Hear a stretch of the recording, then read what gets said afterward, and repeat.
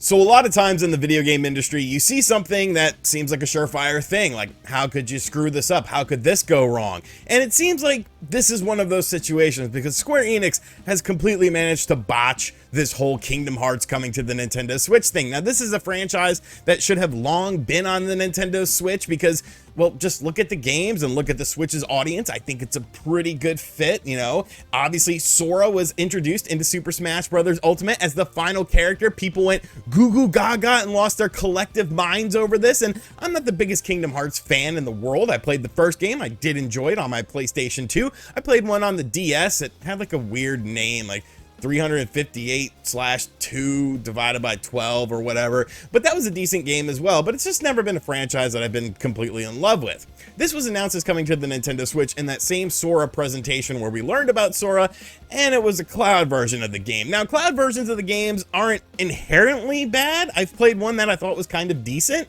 Hitman 3 on the cloud. It worked pretty good for the Nintendo Switch, but Hitman 3 is a much slower paced game. It's a game based on stealth and being sneaky and things of that nature. So it kind of lends itself to that style, whereas a more action-orientated game, I haven't really played one on the Switch that was a cloud version that worked really well. Now, of course, your mileage is going to vary by that, because if you're closer to the mysterious towers that allow you to do cloud-based gaming, it might be a little bit better. But Kingdom Hearts just felt like a franchise that deserved more. It felt like it deserved something, at least the original titles, at least coming over to the Nintendo Switch natively, and then maybe you just stream 3, so that way you can play all of the games, but you don't have to stream all of them. But of course, Square Enix said, no, we're doing the streaming thing on all of them, because streaming's the future of games, and I guess, you know, this streaming technology at some point will be decent, but we're not there yet. Especially not on consoles. Not even xCloud is all that great. So we're going to talk about why you should not buy Kingdom Hearts, and it's not just because of the fact that it's a streaming version of the game. There's actually multiple factors that go into it. Most importantly, how the games look, how the games play, and how the games are priced. Now, this collection will be coming out on February 10th to the Nintendo Switch, as Square Enix announced. And let's look at some of these prices together, shall we? Christ on a cracker, what are these prices? $39.99, and this is the discounted price. It's usually going to be $50 for Kingdom Hearts 3. Kingdom Hearts HD 1.5 plus 2.5 Remix Cloud version, $31.99. It's going to be 40 bucks. 40 bucks for this as well, the PlayStation Portable and DS and 3DS game. Oh, we can get the bundle of everything for $89.99, but there's a pre-order bonus of $71.99. Now, just to put that into comparison, you can actually pick up right now over on GameStop or Best Buy. They have the complete package, the one that's $89.99 normally, that marked down to $71.99 for those pre-order discounts. You can pick up that complete package, a physical copy of that, for $25 on the PlayStation 4. And I'm not even joking. We're going to bring it up right now. I'm just going to get myself situated here. We're going to bring it up real quick. Bada boom. Move that screen over there. Move it. Move it. It's not moving. It's not moving. That's how things go. When you live on the edge, when you live by the seat of your pants, you're moving around, you're doing things. Bam. Oh, shit. It's still got the wrong thing on there. What's going on? What is going on? There we go. There we go, kiddies. There we freaking go. $25 for a new copy on the PlayStation 4. So this is obviously priced ridiculously. This is, and you don't have to worry about manufacturing a disc. You don't have to worry about manufacturing a cartridge box. And obviously they don't do instruction manuals anymore, but there's no manufacturing cost into this. It's literally just streaming the game, and you're charging more than I could buy a physical copy for on other platforms. You're saying, well, RGT, it's the first time they've come to the Nintendo Switch. Like, who gives a shit? Who cares? The whole point of moving to a digital age should be because the game prices should be cheaper, because you don't have to worry about manufacturing a disc. You don't have to worry about manufacturing a case for the game. You don't have to worry about a retailer getting a cut of your game. You're selling this directly to the consumer, and you're not even making anything. You're just putting it on the cloud and allowing the cloud version to run this game. But this is what they think that they could charge for it. Well, luckily for us, they put up some demos of the game so you could check out the games and see how they run, and well, let's take a look. So here's how we start things off with a little warning about you need to have a stable internet connection. Look, I have a good ass internet connection. I have a gig internet connection, okay? I never have problems playing things or doing things online. So whenever I see this, I'm just like, this is nonsense. You know, it obviously doesn't really matter in the grand scheme on whether or not the game is going to run well if your internet connection is good, because you have to have an internet connection anyways. All right, so here's Kingdom Hearts 3.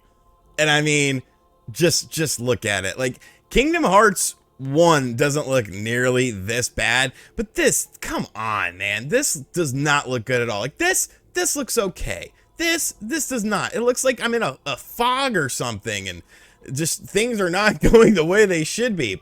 And what's really scummy about this demo is the fact that you play in mostly these small little areas. I've already gone through this demo. I played this demo and I played the demo for Kingdom Hearts 1, and you're mostly restrained to these small little areas. So it doesn't feel absolutely horrible when you're in these small little areas, but later on you end up getting into a more wide open area, and the frame rate just takes a dump, and the pixel clarity is horrible as well. So there's a lot of stuff you have to skip to get there, because I just, you know, I'm not playing this. I don't desire, my desire is to not play this, but you know, I have to show you guys this so that you don't waste your damn money.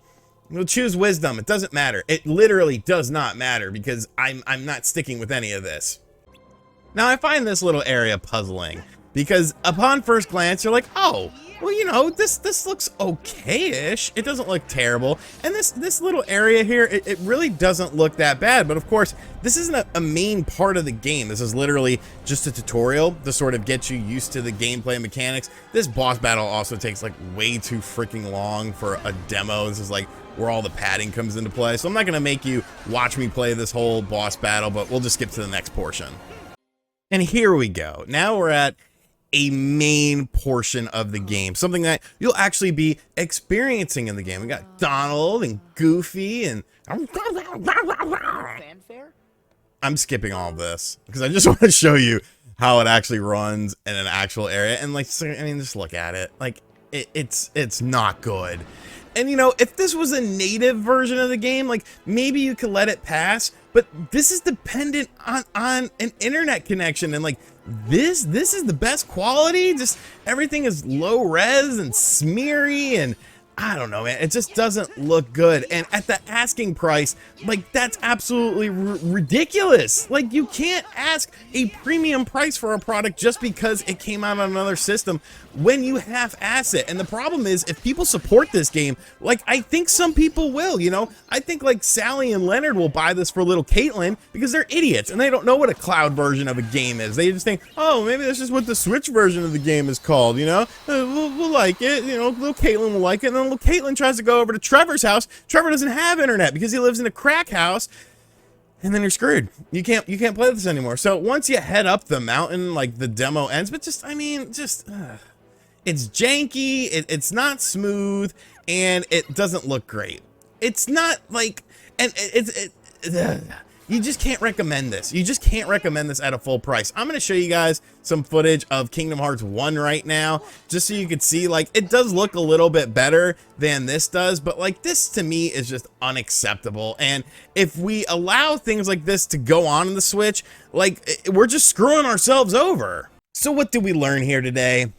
These games aren't worth buying, because if we buy them and we support them, we're actually creating a toxic culture to where more and more companies are going to want to put their games on the cloud. And let's be real, the cloud doesn't work right now. Maybe in a few years it'll work. Maybe internet speeds will get better. But as it stands right now, the cloud shit just isn't working. So if we accept this cloud stuff, we're going to get more cloud stuff, to the point of where we don't actually buy games anymore. We just rent them via the great and mysterious cloud, and you don't get native versions of games anymore. Games aren't designed with the hardware in mind, to take use of the hardware in mind. So you get really watered down ports because your system isn't technologically as advanced as other systems, or maybe it's not as easy to program for. So do not buy these games. If you need to play a Kingdom Hearts game, like, there's a million of them out there. There's a million different ways to play them. There's a million different cheaper versions than these versions on the Nintendo Switch. If you only own a Nintendo Switch, sell like 2 of your Switch games because they probably hold good money,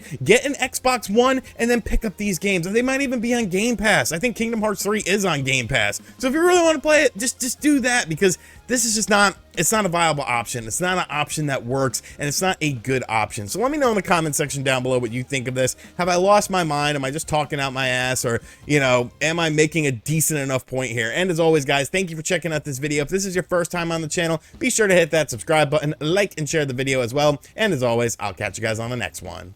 Later.